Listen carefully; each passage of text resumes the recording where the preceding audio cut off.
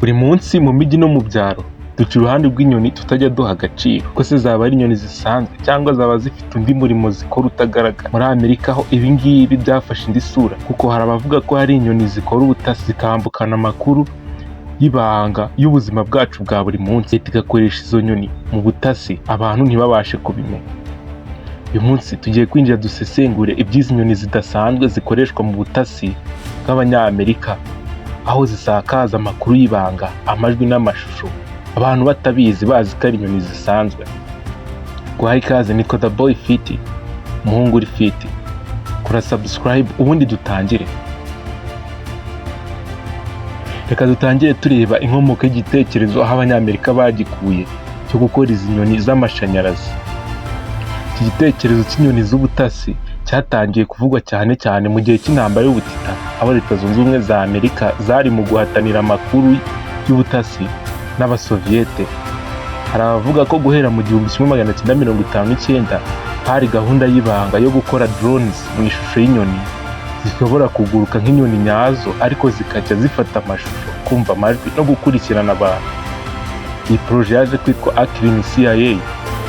Mu gihe cy'intambara y'ubutita, CIA yagerageje gukora drone nto isa n'inyoni, yaba kagoma cyangwa izitwa buzzard, ifite ubushobozi bwo gufata amajwi no kumva ibimenyetso, igamije surreptitious penetration, no kuvuga kwinjirira umuntu atabizi mu kirere cy'umwanzi. Niho bazoherezaga izi nyoni. Ibyo bikaba byaratangajwe ko ibikoresho by'iyi projet intambara y'ubutita ikimara kurangira byabitswe muri Area 51. Aka ni k'agace k'ibanga Amerika itorezamo ingabo zayo, ikanabika amabanga mu bijyanye n'ibya gisirikare. Ibi ngibi rero nibyo byaje gukura biza kuvamo izi nyoni zidasanzwe zikoreshwa mu butasi. Hari igitekerezo ariko cyitwa birds are real cyakwirakwiriye mu minsi ishize. Birds aren't real bishatse kuvuga ngo inyoni si za nyazo. Mu myaka ya vuba iyi ngingo yongeye kuzura cyane ku mbuga nkoranyambaga, cyane cyane binyuze mu gitekerezo cyiswe birds aren't real. Bivugwa ko inyoni nyinshi muri Amerika zahinduwe robo zikorera leta, zifite kamera n'ibikoresho bya GPS. Nubwo bamwe babifata nk'urwenya cyangwa satire, abandi barabyemera cyane bakavuga ko ari byo koko Amerika ibikora. Iki gitekerezo cya satire cyangwa ibihuha byo ku mbuga nkoranyambaga birds are real cyatangijwe mu 2017 na Peter M.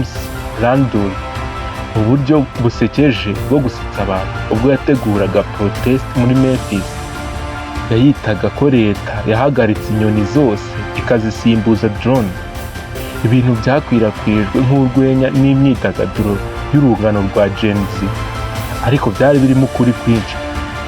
Icyo leta yerekana mu kiganiro cy'iminota 60, MC Randall yavuze ko iki gitekerezo cyari satire gikora ku myumvire ya disinformation, ivuga amakuru atizewe kandi kigamije gutuma abantu bizera ko umwanya wo kwishima hamwe n'inshuti zabo ku isi, kandi ko ibyo tubona akenshi biba bitandukanye n'ukuri. Ibi byakomeje guteza impaka, ariko benshi bakomeza guhamya ko koko inyoni muri Amerika zishwe cyangwa zigafatwa, bakazana amarobo akaba ari yaguruka hejuru, abantu bazi ko ari inyoni zisanzwe kandi ari robo ziri kubatata. Reka turebe bundi izi nyoni zifite ubuhe bushobozi. Izi nyoni zahawe izina rya drone disguise. Tekinoloji irashoboye cyane. Drone mu ishusho y'inyoni zishobora kuguruka amasaha menshi zidahagarara, zikajya zicara ku biti cyangwa ku nyubako, zifata amashusho cyangwa amakuru atabasha gufatwa n'amaso y'abantu.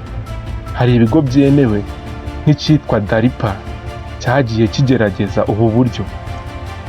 Uburyo bukurikira nibwo bwabashiwe kwifashishwa mu gukoresha ino tekinoloji. Iya mbere nitwa nano human beds environment.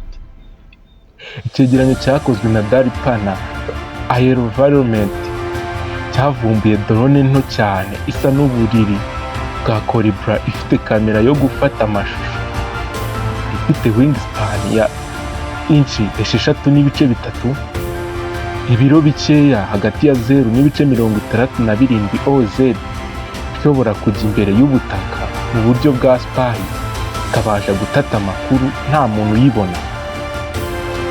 Indi babashije gukora yitwa DARPA FLA program.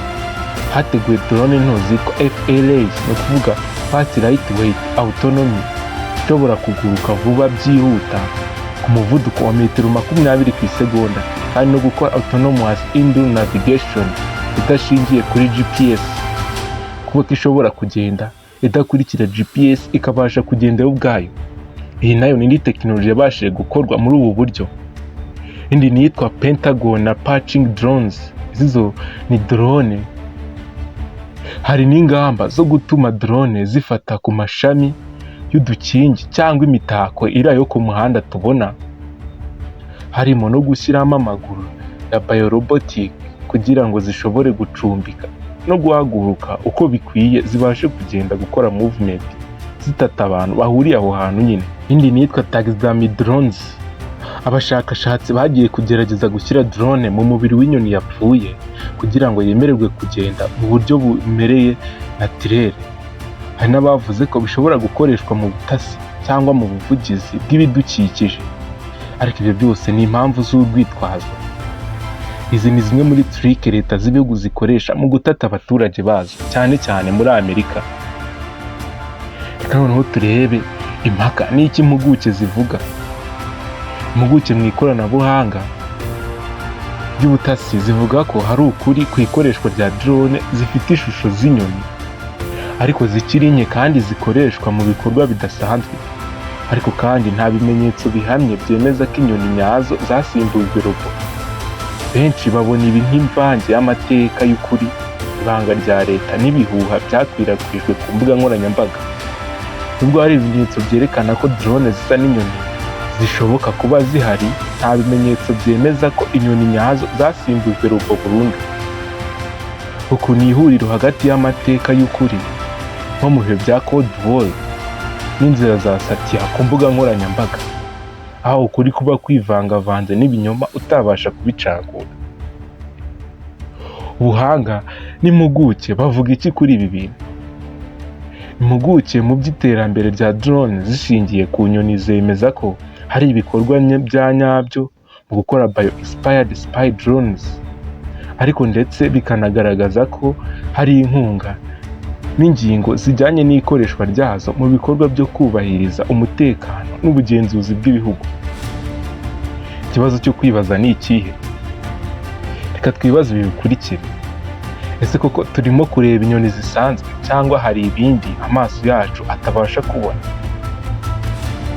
Uko biri kose, icyizere cy'abaturage ku byerekeye ikoranabuhanga kiragenda kigabanuka mu gihe umupaka hagati y'ubuzima busanzwe n'ubutasi ugenda ucika. Ibitekerezo bigaragara ni ibi. Hamaze kugaragara ko ubushobozi bugezweho bwa drone butanga icyizere cy'uko hari uburyo bushobora kubyazwa umusaruro mu butasi. Ahubwo umupaka hagati y'ibisanzwe, kuvuga living ibinyabuzima n'ikoranabuhanga, uragenda ugabanuka.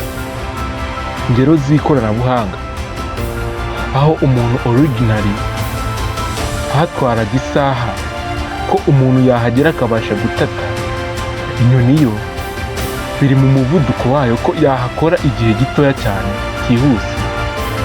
Ni ukuvuga gukora monitoring mu buryo budashoboka gutahurwa byoroshye ku muntu. Izi niyo mpamvu zifashishwa cyane mu butasi, zirihuse kandi ntiwapfa kuzikeka ko ari intasi ubona ari inyoni isanzwe. Gusa nubwo bimeze bityo, iri koranabuhanga riragoye kandi rirahenze, ntabwo ryapfa kwifashishwa ahantu aho ariho hose mu gukora misiyo zigoranye kandi z'ibanga. Reka dusoze. Mu isi y'iki gihe aho kamera ishobora kuba ahantu hose, ninde uzi neza aho amaso atureba ari? Ibi bisigaye bibaye ikibazo si muri Amerika gusa, ahubwo ni ku isi yose. Wowe urabivugaho iki? Tanga igitekerezo hasi muri comment, kanda like, share iyi video n'abandi bayibone, utihererana aya makuru. Ndagushimiye cyane wowe warebye iyi video ukayirangiza. The boy fit. Arakoze. You've heard the joke. Well, scientists just made a discovery about the common pigeon that is so wild, it's not even funny anymore. For decades, we've called them flying rats or dim-witted. We thought they were just simple birds, but we were dead wrong. A study had pigeons